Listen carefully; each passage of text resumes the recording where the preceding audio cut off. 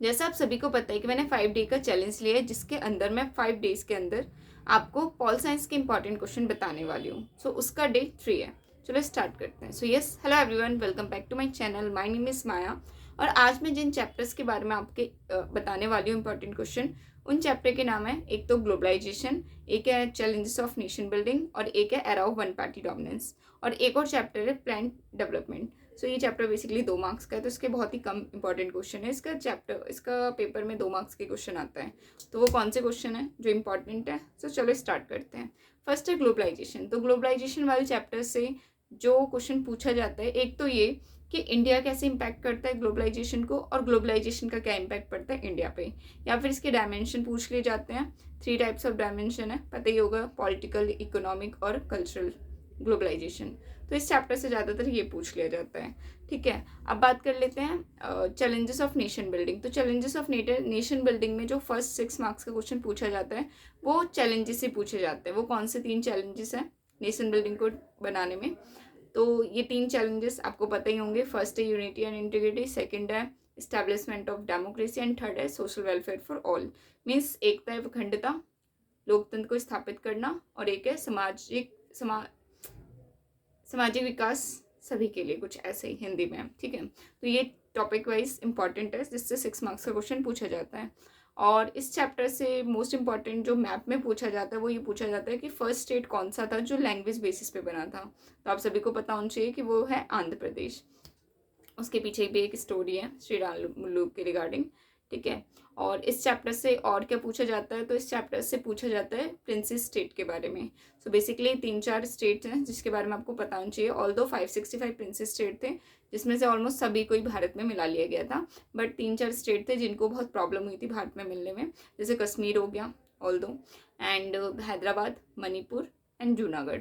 तो इनकी स्टोरी आपको पता होनी चाहिए। कभी कश्मीर पूछ लेते हैं तो कभी हैदराबाद पूछ लेते हैं पेपर में।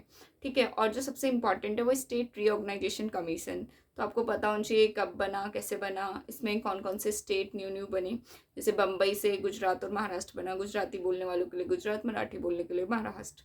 तो ऐसे ही और भी स्टेट असम से भी कटकर बने हैं, तो आपको ये चीज़ पता होनी चाहिए। और कई बार पेपर को जब हार्ड बनाना होता है तो 6 मार्क्स में सरदार वल्लभ भाई पटेल का रोल पूछ लेते हैं। उनका क्या रोल था प्रिंसेस स्टेट को मर्ज करने में इंडिया में। ठीक है, तो इस चैप्टर से तो ये इंपॉर्टेंट है।